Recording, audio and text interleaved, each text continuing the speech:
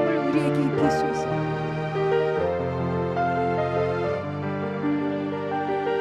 주님 오실 길을 예비하라. 왕의 대로를 수축하라. 갈렙과 여호수아가 가나안의 7 족속을 밟으며 승리하신 그 승리의 영으로 이 마지막 때 우리 영광스러운 제너레이션을 덮으소서. 그게 유다의 사자의 승리의 영입니다. 성령의 불러 우리의 누룩을 소멸시켜 주시고 흠도 없고 점도 없는 예수와 함께 나아갈 때 주님의 마음을 흡족해 하며 시원케 하는 신분 군대가 주님과 함께 나아갑니다. 신부의 군대여 보혈로 덮이사 머리끝부터 발끝까지 전신갑주로 무장할지어다. 그 보혈로 말미암아 의의 면류관을 씌워주시고 의의 옷을 입혀주시사 어린 양의 홍일시의 예복을 입히시는 주님을 찬양합니다. 이 찬양의 달, 이 3월에 우리가 찬양함으로 인해 전진하며 나갈 때 이 세상의 신들 한 길로 왔다 7 길로 떠나갈 것입니다. 자유함이 당신 안에서 자유함이 성령의 부음바 되어서 나의 힘과 능이 아닌 당신의 자유함이 온 세계 가운데 부어질 것입니다. 그것은 사랑입니다. 사랑으로 승리하리라.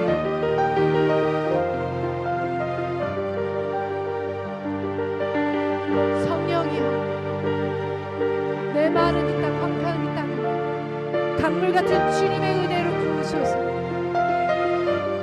성령의 비를 내려 우리를 씻으소서. 우리의 마음을 새롭게 하소서. 당신만이 가능하십니다.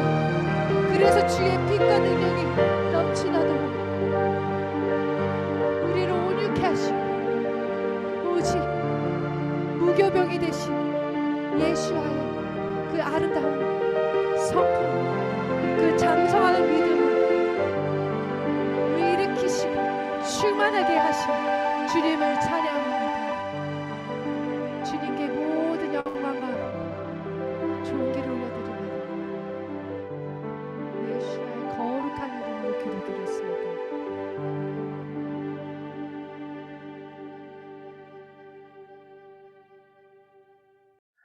오늘 여러분께 다니엘의 이른 일에 대해 말씀을 나누겠습니다. 저는 이 주제에 대해 너무 흥미롭고 관심이 있었지만 수년 동안 가장 혼란스러운 말씀 중 하나였습니다. 많은 사람들이 다른 해석으로 이 말씀을 보기 때문입니다. 그리고 그들의 해석은 말씀과 역사와 일치하지 않았습니다. 말씀과 역사는 하나님의 일에 대한 역사를 알아볼 수 있는 기준이 됩니다. 심지어 미스테리라고 불리우는 예언일지라도 말씀에서는 명확하게 확증합니다. 오늘 제가 나누는 티칭을 들으시고 직접 여러분들이 판단해 주시기를 부탁드립니다. 자, 기도하시겠습니다. 먼저. 네. 아버지 주님의 말씀은 우리에게 너무나 많은 것들을 알려주시기에 함께 공부하게 되어 너무 감사드립니다. 주님께서는 이 말씀을 읽고 듣고 예언의 말씀을 공부하는 자들이 복되다고 하셨습니다. 이 말씀들을 마음으로 받고 또한 그런 삶을 살기 원합니다. 이 시간 우리의 마음을 축복해 주시고 저희에게 지혜와 능력을 주셔서 또한 말씀을 잘 전달할 수 있도록 도와주세요. 티칭이 잘 진행되고 또한 듣는 이들 가운데 명확한 이해가 있길 기도하며 예수와의 이름으로 기도했습니다. 아멘. 자, 다니엘 9장 20절에서 27절까지 다니엘의 이른 일에 대해서 70일에 공부해 본 적이 있으신가요? 저는 그린 그린 씨의 성격 번역본으로 공부하는 것을 가장 좋아하는데 이분은 히브리 학자이세요. 네. 다른 학자들의 번역본은 거의 이해하기 힘든데 이분의 번역본은 제가 자주 읽습니다. 이번 주도 이 번역본의 히브리어에 대한 문헌을 살피고 몇몇의 단어를 축출했었습니다. 자, 제 나이에 그 히브리어를 다 습득하기엔 무리가 있고요. 히브리 학자는 아니지만 제 친구들 중에 히브리어를 다 습득한 친구들이 있어요. 그 친구들 중 한 사람이 바로 그린 씨고요. 이분이 번역본을 쓴 저자인 것입니다. 제가 다니엘의 71회를 설명하고자 할 때 대환란에 대해서도 같이 언급해야 함을 깨달았습니다. 왜냐하면 제 생각으로는 이 두 가지의 주제는 같은 것이며 하나라고 생각하기 때문입니다. 제가 25년 전에는 이렇게 이야기하지 않았었습니다. 그러면 언제가 환란의 때일까요? 저는 71회, 71회라고 얘기합니다. 71회 동안이라고 생각합니다. 제가 이렇게 결론을 내린 이유에 대해 여러분께 말씀드리겠습니다. 그래서 이 71회, 그때가 대환란이라고 저는 생각하는데요. 예레미야서 30장 7절 읽어드릴게요. 슬프다 그날이여 그와 같이 엄청난 날이 없으리라. 그날은 야곱의 환란의 때가 됨이로다. 그러나 그 환란에서 구하여 냄을 얻으리로다. 그래서 71회에 대한 티칭에 여러 가지 제목을 붙여볼 수 있겠는데요. 그 중에 하나는 야곱의 환란, 지금 방금 읽은 구절에 의해서 야곱의 환란이라고 할 수 있겠습니다. 야곱은 아시다시피 이스라엘 백성을 뜻하고요. 기독교인이라고 불리우는 신자들도, 우리 같은 신자들도 야곱에 포함됩니다. 그래서 우리는 이스라엘의 일부이고 그리스도께서 오셔서 천년 왕국을 다스릴 때 새로운 이스라엘의 일부가 될 것입니다. 제가 몇 번 그 전에 언급한 적이 있었는데요. 예언적으로 하루가 1년이 됩니다. 그래서 이 PPT 보시면 예언적으로 하루가 1년이고 그 다음에 구약에서는 음력을 쓰고 그리고 1년에 360일이 있습니다. 신약에서는 양력을 쓰고 1년이 365.24일이 있습니다. 그래서 구약을 신약으로 변환시킬 때는 알고리즘 그 변환 숫자 0.9857을 곱하면은 신약의 해로 계산을 할 수가 있는 것이에요. 네, 그래서 제가 아까도 얘기했다시피 예언적으로 하루가 1년이 되는데요. 그런데 복수형인 샤브임이란 단어를 쓰게 된다면 그날은 꼭 하루, 뭐 1년을 얘기하는 것이 아닌 그 날들을 다 합한 그 연합한 그런 것을 뜻해요. 그래서 우리의 생각과는 다른 그 히브리의 개념입니다. 구약 때는 음력을 따랐기 때문에 1년이 360일, 그리고 히브리 달력으로는 4년마다 윤달이 있게 됩니다. 음력인 히브리 달력은 12달이 있고요. 양력과는 크게 다르지는 않아요. 평균적으로 19년 중에 7년마다 윤달을 더하게 되는 것입니다. 네, 랍비의 전통을 따르자면요. 양력과 음력 사이에 간격이 있을 때 그 해에 윤달을 끼워 넣게 되었습니다. 그래서 19년 동안 또한 3번 정도 윤년을 끼게 됩니다. 그래서 거의 4년에서 6년에 한 번 음력 달력에 윤년을 더하게 되는 셈인 것입니다. 그래서 양력과 음력의 시간차를 좁히는 것이지요. 구약에서는 연도를 말할 때 항상 음력을 사용하고요. 한 해는 360일이 됩니다. 그렇지만 신약에서는 양력을 사용하지요. 많은 사람들이 날짜들 더하고 빼는데 헷갈려하고 마음대로 계산했다가는 잘못된 날짜를 얻을 수 있게 되겠지요. 그죠? 그리고 구약의 예언적인 해는 양력의 해에 0.9857배가 되기 때문에 음력해에 0.9857을 곱하게 되면 음력에서 양력으로 변환할 수 있게 되는 것입니다. 그래서 우리가 다니엘서 이제 12장을 보면요. 그 예언이 봉함을 받게 돼요. 예, 근데 언제까지냐면 마지막 때까지예요. 자, 천사가 2번이나 다니엘에게 이 예언을 마지막 때까지 간수하고 봉함하라고 했습니다. 누가복음 21장과 마태복음 23장에 말씀하시는 것처럼 예수님이 오실 때까지는 이 예언에 대한 정확한 이해를 하지는 쉽지 않을 것입니다. 네. 예수님께서는 예루살렘이 더 이상 이방인에게 밟히지 않을 것이라고 하셨고요. 그러면 우리가 그때가 1967년이나 1948년임을 알 수가 있는데 더 그 1967년이 그때임을 볼 수 있겠습니다. 왜 그런지는 나중에 더 자세히 제가 설명해 드릴게요.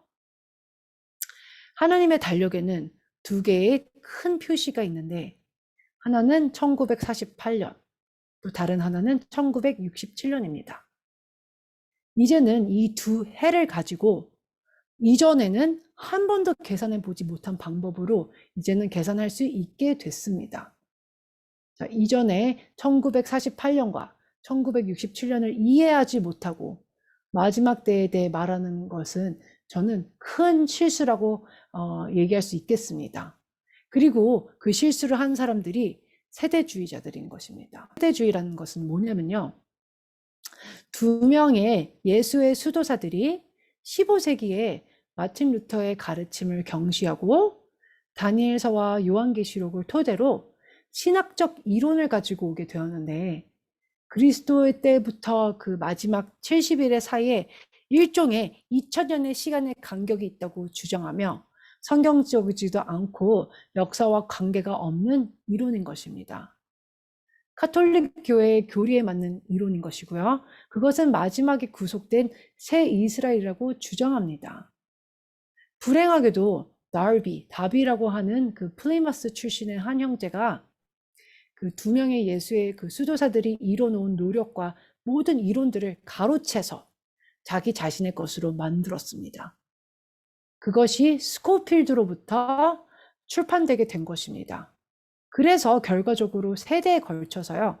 우리는 다니엘 71의 예언과 환란과 대환란에 대한 예언의 말씀들이 언젠가 미래에 일어날 7년의 시간이며 3년 반과 3년 반의 2개의 다른 기간으로 나뉘게 된다고 배워왔습니다. 하지만 이것은 말씀과 일치하지 않습니다.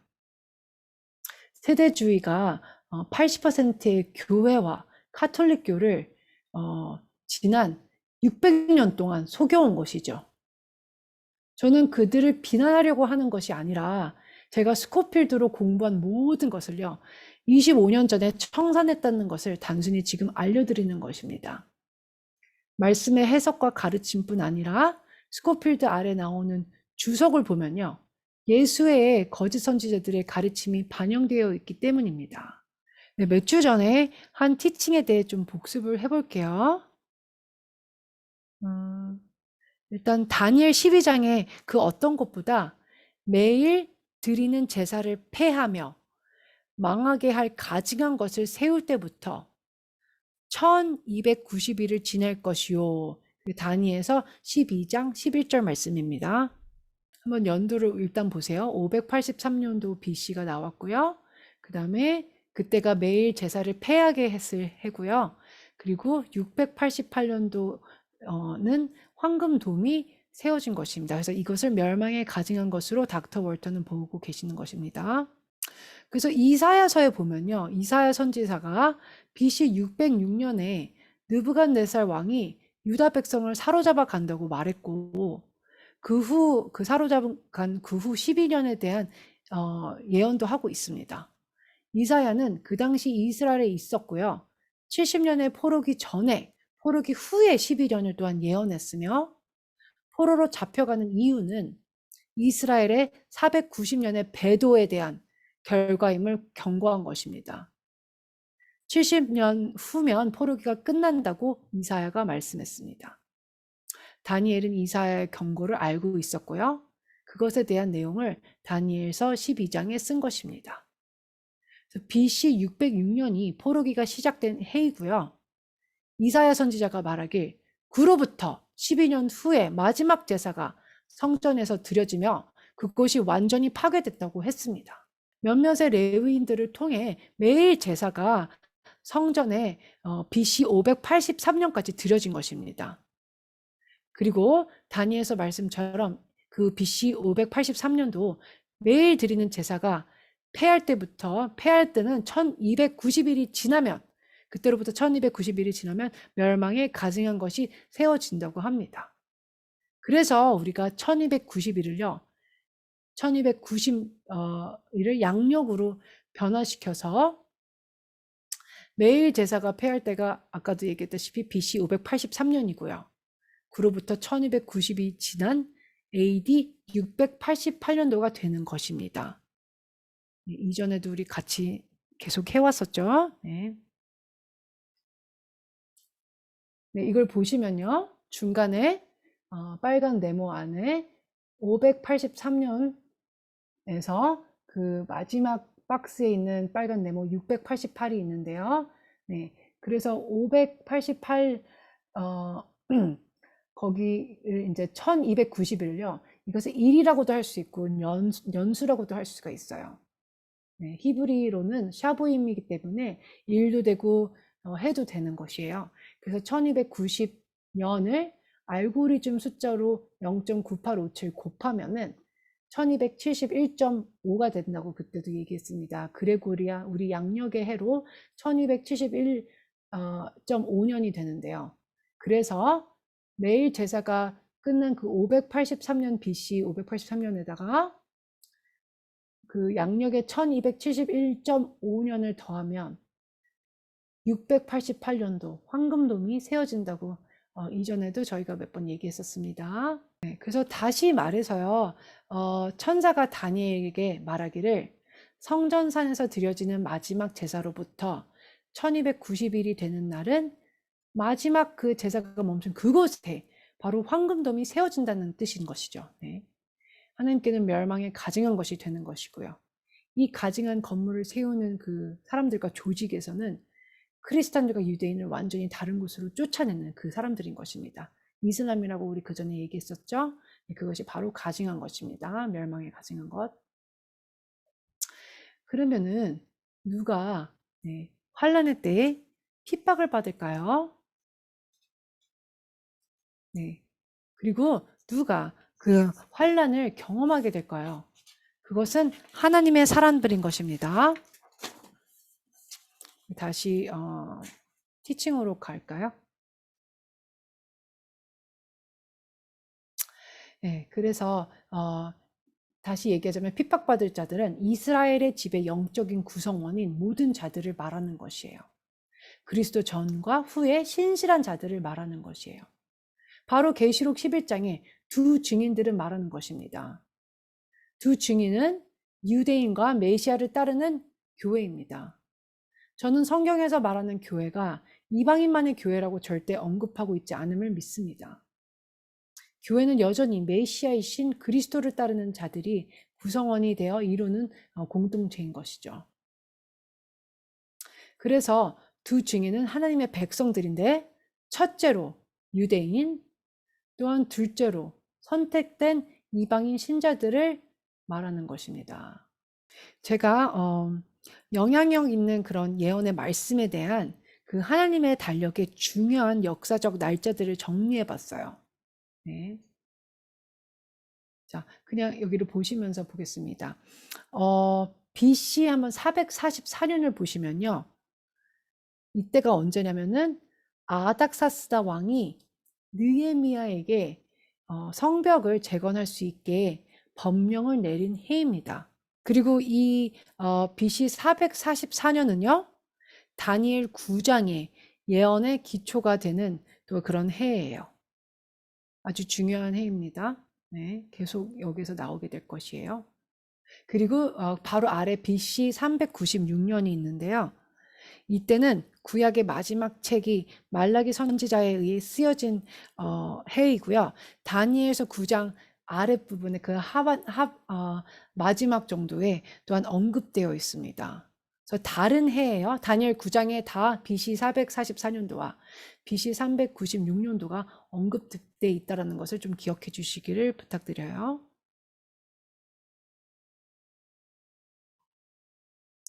네, 그래서 다시 말씀드릴게요.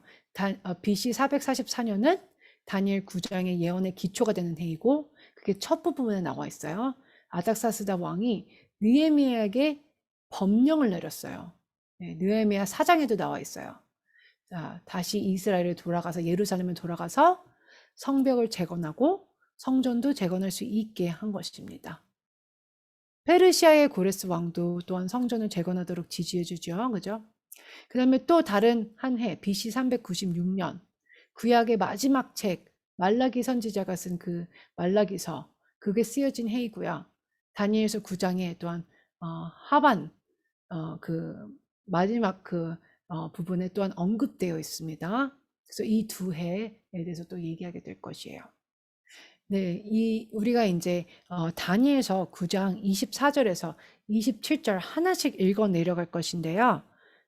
다니엘서 9장 24절, 내 백성과 내 거룩한 성을 위하여 이른 이래를 기한으로 정하였나니 허물이 그치며 죄가 끝나며 죄악이 용서되며 영원한 의가 드러나며 환상과 예언이 응하며 또 지극히 거룩한 이가 기름 부음을 받으리라. 자, 71의 기간 동안 6가지 일들이 성취될 것이라고 천사가 다니엘에게 그 다니엘 9장이 말하는 것입니다. 볼게요. 허물이 그치고, 첫 번째, 두 번째, 죄가 끝이 나고요. 세 번째, 죄악이 용서되고, 네 번째, 영원한 의가 드러나고, 다섯 번째, 환상과 예언이 응하며, 여섯 번째, 지극히 거룩한 이가 기름 부음을 받게 됩니다. 이 일들은 지난 7년 동안 인류 가운데 일어나지 않았었습니다. 이 일은 거의 2500년의 기간 동안 일어나게 되는 것입니다. 그럼 다음 구절을 한번 볼까요? 다니엘서 9장 25절. 그러므로 너는 깨달아 알지니라. 예루살렘을 중건하라는 영이 날 때부터, 이때가 아까 아닥사스다 왕이 느헤미야에게 중건하라고 한 그때 BC 444년 그때부터 기름 부음을 받은 자 곧 왕이 일어나기까지 7이레와 62이레가 지날 것이요. 그 곤란한 동안에 성이 중건되어 광장과 거리가 세워질 것이며, BC 444년도에 왕으로부터 성벽을 재건하라는 법령이 내려진다고 아까 얘기했죠. 자, 지금 천사가 다니엘에게 BC 536년에 이것을 말한 것입니다. 네, 미리 말한 것이에요. 이 성벽의 재건 법령은 BC 444년에 일어났던 것인데요. 그죠? 자, 예루살렘을 중건하는 영, 그때가 BC 444년, 그때부터 기름 부음을 받은 자, 곧 왕이 일어나기까지, 그 왕은 예수 그리스도이시고요. 7이레와 62이레가 지날 것이라고 얘기했습니다. 그러면 아직 71회가 아닌 것이죠. 69일회를 말하는 것이죠. 네. 그래서 69일회 안에는 62일회와 7일회가 있는 것입니다. 히브리어로 7이라는 것은요, 복수형인 명사 그 샤부임을 사용하고 있어요. 샤부임은 남성형인 명사이기 때문에 그 문장에서 아주 중요한 뜻을 가진 것입니다. 그래서 70번째의 마지막 일에도 샤부임이라는 단어를 사용해요. 그리고 우리가 한 주를 또한 히브리 개념으로 얘기할 때 7개의 일주일이 또한 있다고도 할 수 있는 것입니다. 그래서 복수형이란 뜻입니다. 여러 가지 영어 번역본에서 보니까 71회, 그 70번째 일회, 마지막 일회를 또한 단수형인 한 주로 그렇게 써지기도 했어요. 네, 물론 그 70번째 주, 그러니까 마지막 일회는 한 주가 되지요. 문자 그대로는. 그래서 영어 번역에서도 한 주로 적혀 있는 것입니다. 그런데 70번째 일회, 그러니까 마지막 일회가 그 복수형인 샤부임이라고 제가 말했습니다. 그래서 문자 그대로 해석하면 7의 7번, 그러니까 복수형을 뜻하는 것이죠. 그래서 우리 오순절을 샤부옷이라고 하는데 그때가 77절이죠. 그죠? 네.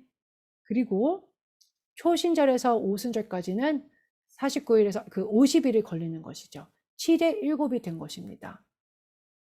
오순절 그 샤부어 때도 샤부임과 같은 단어를 사용하는 것입니다. 그래서 한 주, 그 일주일이 여러 개의 주들이 될 수도 있는 것이고요. 또한 그 한 주가 많은 날들이 되기도 하는 것입니다.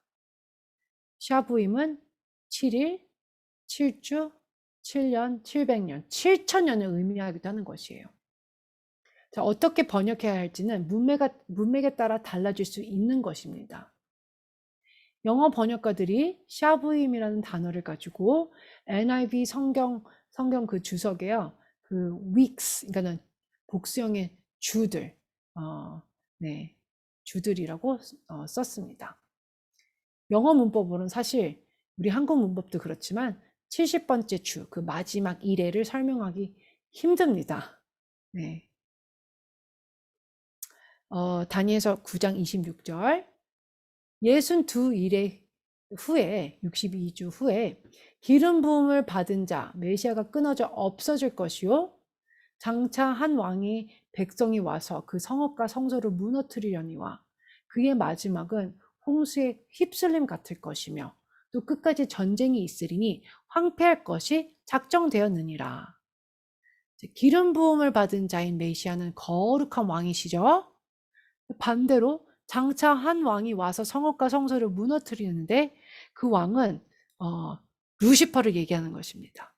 장차 오는 그 왕, 사탄은요, 거룩한 산을 차지할 허용권이 없었고 예루살렘을 차지할 허용권도 없었을 뿐만 아니라 이스라엘 백성도 차지할 허용권이 없었습니다.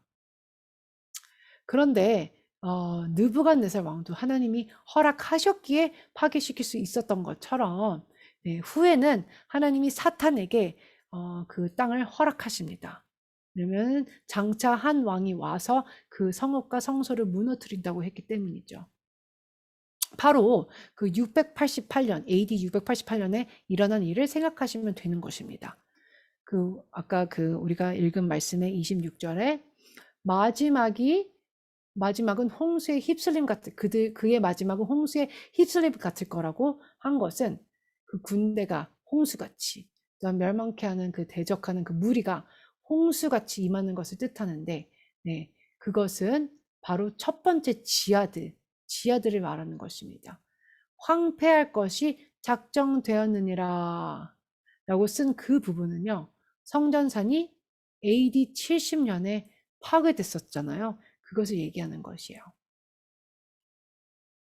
하지만 파괴된 흔적이 여전히 남아서 600년 후에 잔해 더미로 남아 있었습니다. 그래서 670년 경이었겠죠. 그러면 그 잔해 더미가 높게 쌓여 있었는데 그 당시 기독교인들과 유대인들이 여전히 성전산에서 희생 제물을 때때로 하나님께 드렸었습니다. 그들은 다시 성전을 재건할 수는 없었지만 성전산의 목적에 따라 여전히 예배드리고 있었습니다. 하지만 황폐할 것이 작정된 그 시간이 오게 됩니다. 네, 그때가 688년이죠. 자, 그래서 칼리프의 이야기를 보면요. 칼리프가 예루살렘에 왔을 때 예루살렘 교회를 관할하는 그 주교에게 성전산을 구경시켜 달라고 부탁했었습니다. 이 사실은 잘 문서화되어 있는 것입니다. 네. 그 주교가 칼리프에게 성전산을 다 이제 구경시켜 준 후에 칼리프는 이곳을 다 치운 후에 깨끗이 치운 후에 알라를 위한 영원한 집을 짓겠다라고 했습니다. 완전한 멸망에 가증한 일을 행하는 것이지요. 왜냐하면 그곳은 하나님께서 언제나 하나님의 발등상이 된다고 하셨기 때문입니다. 누군가가 와서 하나님 행세를 하고 하나님의 발등상에 사탄 루시퍼를 위한 모스크를 짓는 것보다 더 가증한 일은 없는 것입니다. 이러한 일은 마지막 때까지 계속 있게 될 것입니다. 자, 다니엘서 9장 27절 읽겠습니다. 그가 장차 많은 사람들과 더불어 한 일해 동안에 언약을 굳게 맺고 그가 그 일의 절반에 제사와 예물을 금지할 것이며 또 포악하여 가증한 것이 날개에 의지하여 설 것이며 또 이미 정한 종말까지 진노가 황폐하게 하는 자에게 쏟아지리라 하였느니라 하니라. 장차 올 그 왕, 사탄은 기독교인들과 유대인들에게 여전히 성전산에 잔해 더미가 있는 곳을 소유하게 했는데, 그때가 BC 444년부터 AD 688년까지인 것입니다. 네, 그래서 그때가 또한 한 일회의 절반, 한 일회 또한 한 일회라고 완전히 또 할 수 없는 것은 일곱 일회가 되기 때문에 하여튼 그 절반을 얘기한 것입니다. 나중에 더 자세히 말씀드릴게요. 예수님 또한 마태복음 24장, 누가복음 21장, 마가복음 13장에 포악하여 가증한 것이 날개를 의지하여 설 것이라고 하셨습니다. 예수님께서 다니엘서의 말씀을 인용해서 멸시 거룩한 곳에 선 것을 보거든이라고 말씀하신 것이죠. 그렇죠? 그래서 다시 말해서 그곳에 속하지 않은 것이 서게 되거든. 또 군대가 예루살렘 도성을 에워싸거든. 우리는 멸망에 가증한 것이 일하는 것을 보게 되는 것입니다. 복음서 세 곳에서 언급한 것은 똑같은 것을 언급한 것이고요. 그 멸망에 가증한 것은 마지막 때, 아마겟도 때까지 그곳에 있게 될 것입니다. 아마겟돈을 일어나게 하는 원인이 될 것입니다. 자, 그래서 방금 읽은 그 27절의 9절의 마지막 부분에 진노가 황폐하게 하는 자에게 쏟아지리라 라는 뜻은 천사가 다니엘에게 여전히 계속 이제 설명하는 부분인데요. 성전산의 멸망을 가져오게 할 자들, 하는 자들, 또한 유대인과 온 열방과 중동의 나라들에게 멸망을 가져오게 하는 자들에 대해 하나님께서 하나님의 왕국에 대항할 수 없는 진노의 홍수를 쏟으실 것이라는 뜻입니다. 그리고 그것이 바로 아마겟돈인 것입니다. 그래서 지금 슬라이드에 보는 것이 제가 과거에 배워왔던 그 타임라인인 것입니다. 자, 이것을 보면은 큰 수치와 원통함이 있게 돼요. 제가 50년 동안 잘못 가르쳐 왔던 것이지요. 오늘날 제가 회개하는 바입니다. 자, 그래서 제가 배운 것은 69일에가 아닥사스다 때에서 시작하는데 이때가 BC 444년에서 445년인 것입니다. 그리고 나서 일곱 일회가 있게 되는 것이죠. 네. 이때 예언들이 봉하게 되고 봉해지게 됩니다. 일곱 일회. 그리고 그 후에 말라기 선지자의 말씀을 쓰게 되는 때가 되는 것입니다. 그리고 나서 61회가 십자가 사건까지 이어지게 되는 것이에요. 그때가 또한 AD 32에서 33년이 되는 것입니다. 자, 그리고 나서 어떤 이유에서인지 모르지만 2000년 동안의 공백 기간이 있어요. 숫자가 단순히 계산이 되지 않기 때문에 창조적인 수학으로 2000년을 만든 것입니다. 성경에서는 그것에 대해 전혀 언급하지 않았음에도 불구하고 말이지요. 역사가 그 시간에 대해 증거할 수 없을 뿐더러 성경은 말할 것도 없습니다. 쓸모없는 신학 이론입니다. 그리고 마지막에 휴가가 일어날 때는 하나님께서 어머나 여기에다가 50번째 이래를 넣어야 하는구나 라고 하셔야만 할 것 같네요. 마치 하나님은 2000년 동안 무슨 일이 일어나는지 모르는데 그 쓸모없는 그 신학은 다 아는 것처럼 말이죠. 네, 그래서 성경에서는 적어도 세 개의 구절이 어떻게 년을 이해하는지에 대해 나와 있어요. 자, 지금 보시는 슬라이드에서는 민수기 14장 35절과 에스겔 4장 6절을 올려놨습니다. 네, 그래서 제가 읽어드릴게요. 민수기 14장 34절. 너희는 그 땅을 정탐한 날수인 40일의 하루를 1년으로 쳐서 그 40년간 너희의 죄악을 담당할지니 너희는 그제서야 내가 싫어하면 어떻게 되는지를 알리라 하셨다 하라. 그래서 여기서는 하루를 1년으로 치는 그런 구절이고요. 에스겔서 4장 6절. 그 수가 차거든. 너는 오른쪽으로 누워 유다 족속의 죄악을 담당하라. 내가 네게 40일로 정하였나니 하루가 1년이니라. 여기도 하루가 1년에 대한 말씀이 있습니다. 자, 69일에 대한 설명과 그 또한 슬라이드를 보실게요. 자, 61회 69일에 죄송합니다. 69 곱하기 7은요. 483년이 됩니다. 그래서 여기서 69일에를 483년을 의미한다고 할 수 있겠습니다. 7을 곱한 거는요. 샤부임, 그 복수형을 뜻하기 때문이에요. 그래서 69 곱하기 7을 해서 483년이 나왔습니다. 그러면 우리는 이게 구약의 예언적인 해이기 때문에 양력으로 변환을 시키면 0.9857을 곱해야 되는 것이죠.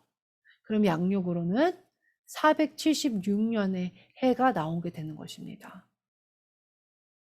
69일에는 다시 얘기하자면 양력으로 476년을 뜻하는 것이에요. 자, 그래서 우리가 아까 아닥사스다의 법령이 BC 444년에 내려졌다고 했잖아요. 네. 그래서 여기에다가 우리가 지금 69일에 양력해로 476을 더하면요. 69일에를 더하면 예수님이 돌아가신 AD 32에서 33년이 나오는 것입니다. 그래서 아까 읽은 그 다니엘 9장 24절 말씀이 기억나시나요? 네. 거룩한 이가 그 죄가 끝이 나게 할 것이고 허물을 그치게 할 것이고 의가 영원히 드러나게 한다고 했잖아요. 그것이 바로 AD 32에서 33년에 예수님의 죽음과 부활에 일어나는 것을 뜻하는 것입니다. 그래서 우리가 여기를 보면요. 69의 샤부임이라고 하겠습니다. 네, 샤부임. 그래서 이것은 아닥사스다 때부터 십자가를 그래서 뜻한다고 할 수 있겠습니다. 69일에는 다시 얘기하자면은 양력해로 427.7년이 나와서요. 네. 그래서 그 중간에 그게 62일이고 그것에 한일에랑 합쳐져서 네, 그걸 69일에 전부가 이제 되면은 BC 444년부터 69일의 후가 예수님의 돌아가신 그래서 부활하신 그 AD 32에서 33년인 것입니다. 다시 한번 얘기할게요. 자, 느헤미야가 BC 444년도에서 445년도에 성벽을 재건하죠. 에스라와 느헤미야가 법령에 따라 성벽 재건을 하게 됩니다. 그리고 BC 396년은요. 그 처음에 두 일회, 그러니까 69일의 처음 두 일회가 마치는 시점이에요. 다시 말합니다. 69일에는 샤부임이고 7의 배수의 주간들이라고 했어요. 그래서 7의 배수가 되는 그 주간들인 이 69일에는 476년 그 그레고리안 해의 476년과 동일하고요. 예수님 십자가 사건이 일어난 그 AD 32에서 33년에서 그 69일에를 뜻하는 476년을 빼면 444년이 나오는데 BC 444년 아닥사스다 왕이 법령을 내린 해랑 동일합니다. 다시 한번 보는 것입니다. 네, 저희는 그래서 69일에 대해서 지금 방금 얘기를 나눴고요. 심지어 서두에 언급한 그 나비도 이것을 이해하고 이것에 대해 말을 했었습니다. 십자가 사건 이후로 2000년의 시간을 만들어 넣어서 그것 때문에 헷갈리게 한 것이에요. 그래서 만약 그 두 일회를 그 계산하게 되면 그 아까 그 69일의 초반에 두 일회를 계산하게 되면 48.3년이 나와요. 그래서 444년에서 이 BC 444에서 이 시간을 빼면 48.3년을 빼면요. 395.7년이 나와요. 지금 아래로 화살표된 첫 번째 화살표 보이세요? BC 396년. 그때가 언제냐면요. 그러니까 그리스도께서 오시는 구약과 예수님이 오시는 그 중간 시기, 그 400년의 암흑기가 있잖아요. 네, 그때를 얘기하는 것입니다. 그래서 그때는 외경이 있긴 있었지만 구약에 포함되진 않았고요. 말라기가 쓰여진 해입니다. 그리고 이 한일의 끝에, 그러니까 이 두 일해가 시작되는 시점인데, 이때는 예언이, 다니엘의 예언이 봉한다고 아까 그 말씀에 읽었습니다. 말씀에 써 있어요. 그래서 다니엘은 예언을 받았지만, 한일의 끝, 다시 말해, 두 일에 시작되는 그 시점의 예언을 봉한 것입니다. 그때가 다시 말해서 395.7년이에요. 이게 좀 오타예요. 아래 444 마이너스 그 두 일해가 시작되는 48.3을 빼면 이꼬르예요. 마이너스가 아니고 395.7년이 되는 것입니다. 그래서 우리는 이제 70번째 주, 이제 69번째, 69일에 대해서는 다 얘기했고, 70번째 주인 마지막 일에 이제 얘기를 나누게 될 것입니다. 자, 70번째 주도, 역시나 복수형인 샤브임이라고 제가 얘기했었어요. 그래서 한 주이지만 한 주를 말하는 것이 아닌 그 여러 주들을 복수로 표현한 것이라고 제가 얘기했었습니다. 그래서 우리가 7이란 숫자를 가지고도 7이란 숫자 안에 7개의 7이 들어있는 것이에요. 복잡하지요? 샤브임이 바로 그런 뜻인 것입니다. 다시 한번 가볼까요? 티칭으로. 그래서 7의 어느 부분에 있는지는 우리가 정확히는 알 수 없어요. 하지만 이런 의미로 생각해 보시면 돼요. 희년의 해는 샤브임의 해인 것이에요. 그래서 희년의 해, 그 한 해는 360일의 안식일을 의미합니다. 다시 얘기할까요? 그저 그 7번째 날인 샤밧만을 말하는 것이 아니에요. 이때는 희년의 해는요, 매일 하루하루가 샤밧, 안식일이 된다는 뜻입니다. 또한 그게 샤브임이란 뜻이에요. 네. 그래서 7 곱하기 7은 49이고, 7 곱하기 70은 당연히 490이 되지요. 자, 그리고 490은 이스라엘이 안식일을 지키지 않은 연수입니다. 안식 연도 지키지 않았고요. 그래서 50번째 해는 360번의 샤밧, 그 50번째 해의 그 주빌리 희년의 해 때는 360번의 샤밧이 매일 있게 되는 것입니다. 그것이 샤브임이란 뜻이에요. 그리고 그때 아무도 일하면 안 되고 작물을 가꿔도 안 되고 모든 빚을 탕감해야 하고 리셋을 하는 것입니다. 천년 왕국의 본보기가 되는 해인 것이지요. 자, 그러면 이 컨셉을 가지고 한 해를 360일이라고 한번 해봅시다. 우리가 한 가지 시도를 한번 해보려고 해요. 7이란 숫자를 곱할 것인데 7은 샤브임이기 때문에 7의 배수를 의미하는 복수형의 숫자라고 말씀드렸습니다. 거듭 말씀드렸어요. 그래서 7 곱하기 360 한 해가, 왜냐면 지금 한 그 일의 마지막 주, 마지막 일회를 얘기하는 것이잖아요. 그죠? 70번째 일회. 그래서 그 한 해에 360일이 있다고 해서 7을 곱하면 2520년에 히브리해가 나와요. 그래서 2520년을 양력으로 변환하려면 0.9857을 곱하는 것이죠. 그죠? 그러면 양력으로는 2484년이 나옵니다. 자, 그래서 다니엘은요, BC 536년에 계시를 받았어요. 다니엘서 9장 1절에 보면 나와 있어요. 이 날은, 자, 천사가 그 20절에, 그 9장 20절에 60일에가 아닥사스다 왕의 법령 때부터 시작한다는 날과는 다른 날입니다. 그 날은 BC 444년이에요. 네, 그래서 같은 장에 9장에 나와 있는데 9장 1절은 BC 536년 다니엘이 계시를 받은 해. 그 다음에 다니엘 9장 20절을 보면 아닥사스다 왕의 법령을 받은, 그때는 그 69일에가 시작하는 그때인 것이죠.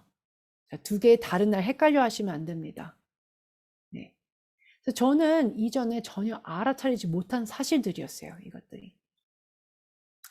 우리는 계시를 받은 두 개의 지금 다른 해, 다른 날들을 알고 있어요. 지금. 자, 그래서 70일에는요. 69일에 바로 뒤따라오는 이래가 아닌 것입니다. 네, 그래서 전혀 알아차리지 못한 사실이었는데요. 우리는 지금 사실상 세 개의 다른 시기들을 말하는 것입니다. 잘 보세요. 자, 두 이래에 그 한 시기가 있는 것이에요. 그때가 예언이 봉한 때. 또한 말라기가 쓰여진 때라고 했어요. 자, 그 다음에 60일에 한 시기가 또 있는 것이고요. 그 다음에 한일에 한 시기가 있는 것입니다. 이 모든 주들은 일곱의 일곱을 말하는 것인 샤보임이고 복수형이에요. 이스라엘은 1948년에 재건됐지요. 그래서 우리가 2484년, 자, 아까 계산한 거, 2520년을 그 한일해인 2520년을 그레고리안으로 바꾼 2484년인 것이에요. 거기서 BC 536년 다니엘이 계시받은 그 9장 1절에 나오는 그것을 빼면요. AD 1948년이 나옵니다. 네, 놀랍지요? 자, 다시요. 한 이래를 샤보임으로 해서 아까 2520년 음력으로 나왔었는데 그것을 양력으로 계산하면 2484년이 되는 것입니다. 그래서 거기서 2484년에서 그 다니엘이 계시를 받은 다니엘서 9장 1절에 있는 그 해 BC 536년을 빼면요. 이스라엘을 재건한 AD 1948년이 나오는 것입니다. 지난 2주 전만 해도 이것을 저는 깨닫지 못했었어요. 만약 제가 수학 개념이 없는 사람이라 할지라도 이것은 정말 설득력 있는 계산인 것입니다. 다시 말해서 야곱의 환란의 때는 느부갓네살 왕의 통치가 끝날 때를 말하는 것입니다. 왜냐하면 이때가 다리우스 왕이 다스리는 첫 해, 그 9장 1절, BC 536년 다니엘이 계시를 받은 그 해인 것입니다. 자, 여러분들이 확인해 보시려면요. 이때가 언제냐면은 BC 606년 느부갓네살이 왔을 때, 쳐들어왔을 때 그때로부터 정확히 70년 후인 것입니다. 다시 말해서 70년의 포로기가 이 해에 끝난 것이에요. 하지만 예루살렘으로 돌아가라는 법령이 나올 때는 아직은 아니에요. 왜냐면 그때는 조금 시간이 지난 BC 444년이기 때문입니다. 그래서 저희가 계산해서 결국에 AD 1948년도가 나왔어요. 자, 그러면 한 이래의 중간은 언제일까요? 다비는 이때를 한시기 7년으로 해서 시간표의 마지막에 넣는 그 터무니없는 일을 했습니다. 자, 그래서 한 이래의 중간은 아까 한 이래를 2484년 그 양력으로 우리가 계산했죠. 그것을 반으로 나누면 한 이래의 중간이 돼요. 그러면 42가 되죠. 1242. 자, 그러면은 한 이래인 2484에서 그 반인 1242를 빼겠습니다. 그러면 뭐가 나오냐면 AD 706년도가 나옵니다. 이 해는 우리가 기억할 수 있는 날일 것입니다. 자, 황금돔은 아까도 얘기했다시피 AD 688년도에 지어졌고 언제 건축을 마쳤냐면은 이 해예요. AD 706년에 건축을 마쳤어요. 그래서 기독교인들과 유대인들이 칼리프의 강요에 의해서 그들의 조이 되어서 성전산의 잔해 더미를 다 치우고 위대한 알라를 위해 황금돔을 지은 것입니다. 저는 이 사실을 알고 정말 깜짝 놀랐습니다. 제가 계산한 것이 잘못됐을 수도 있겠죠. 하지만 나비가 퍼뜨린 이론은 정말 말이 되지 않습니다. 느부갓네살 왕으로부터 빼앗긴 그 거룩한 땅은 1948년도에 되찾게 된 것이고 더 이상 이방인에게 밟히지 않습니다. 그 긴 기간 동안 이곳에 기독교인들과 유대인들이 살고 있음에도 불구하고 비기독교인, 비유대인들이 그 땅을 통치했었죠. 이전 1306년 동안 무슬림이라고 불리우는 이방인들이 그 땅에 있었고요. 또한 세계 2차 대전 후인 1948년에 무슬림과 오토만 제국이 패배당했을 때 그들은 이스라엘을 더 이상 통치하기 못했습니다. 1984년 이후로는요. 그죠? 그리고 벨푸어 선언을 통해 영국이 그 땅을 차지했었는데 유대인들에게 땅이 열렸으니 이 땅으로 와도 괜찮다라고 된다고 허락했었습니다. 그들은 정부를 세우고 초대 총리인 벤구리온을 또한 총리로 세웠어요. 이것을 선언한 날에 이스라엘을 둘러싼 이슬람 나라들이 전쟁을 일으키고 지금까지도 그 전쟁은 이어오고 있습니다. 천사가 다니엘에게 말했었죠. 이스라엘이 재건되지만 큰 환란이 있을 거라고요. 느헤미야 때도 환란이 있었고 지금도 매일 크고 작은 공격들이 있습니다. 그래서 다니엘의 다니엘 9장 1절에서 계시를 받을 때가 BC 536년이라고 했어요. 그때부터 우리는 1년을 361로 잡고 샤부임의 뜻인 7을 곱하면은 음력으로 2520년이 나오는데요. 양력으로 변환해서 계산하면 2484년이 나옵니다. 그래서 그때를 2484년에서 다니엘이 계시를 받았던 그때를 빼면은 1948년이 나오는 것이죠. 그래서 이게 닥터 월터께서 얘기하시는 그 마지막 일에 이렇게 얘기하고 계십니다. 네, 그래서 아래에서 두 번째 줄입니다. 여러 줄을 그 의미하는 한 주의 그 샤보임, 그러니까 한 주 마지막 그 일에 얘기하는 거예요. 7일, 7년이 될 수도 있고 야곱의 환란을 의미하는 것이고요. 그때가 또한 대환란입니다. 그래서 이 한 일에 한 주는 또한 여러 해가 포함된 한 주가 되기도 하는 것이에요. 그래서 아까 2484년이라고 한 것입니다. 한 일회를.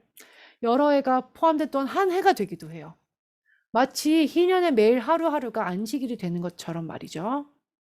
자, 우리 다니엘서 12장을 보면요. 한때, 두때, 반때 또한 이 글을 봉함하라고 2번 언급되어 있습니다. 자, 그래서 만약 한때가 1000년이라면 한때, 두때, 반은요.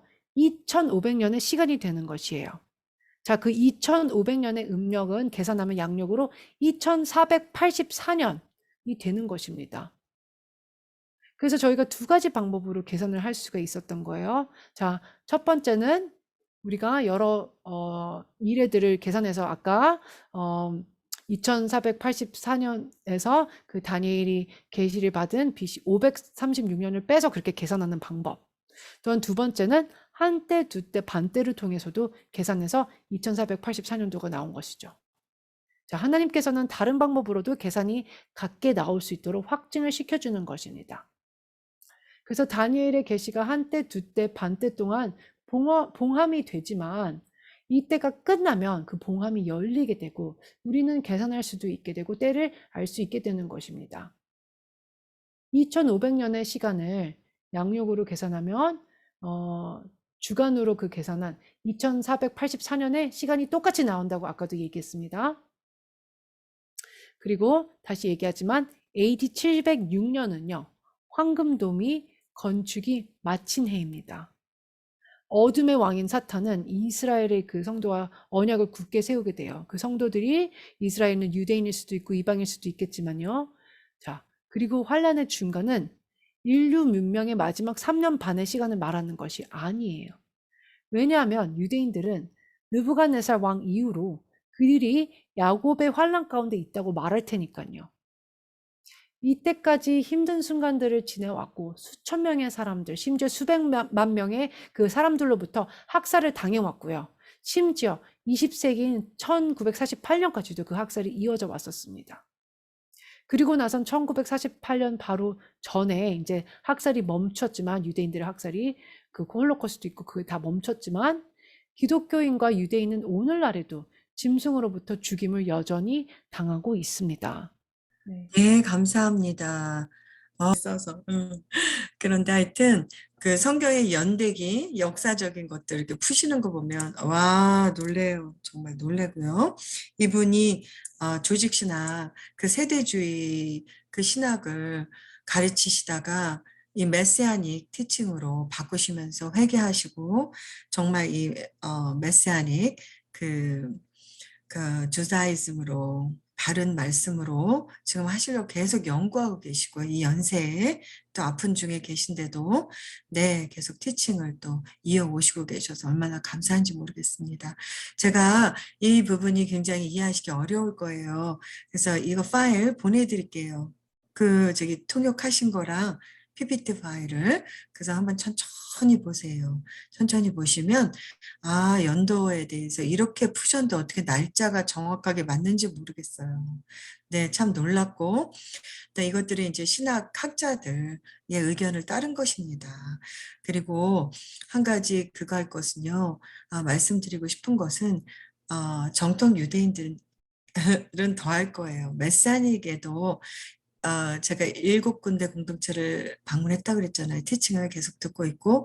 그런데 가는 곳마다 약간씩 틀리다 그랬잖아요. 그런데 메사닉들은 7년 환난에 대해서 얘기하지 않습니다. 네. 그리고 휴거라는 말을 안 써요. 네, resurrection이라고 합니다. 부활. 이것도 비밀의 경륜에 있는 것 같고요. 주님께 성령님께서 더 계시해 주실 것입니다. 이 부분. 네, 그래서 교회는 중간에 휴거되고 7년 전이나 3년 반 전에 휴거되고 이 모든 고통은 이스라엘이 겪을 것이다. 이렇게 배웠잖아요. 네. 저희 함께 두 증인으로 닥터월더 강조하는 것은요.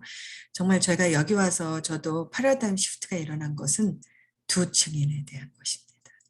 그 두 증인으로 예수와를 끝까지 함께 증거하고 그 엄청난 영광을 같이 받는 것.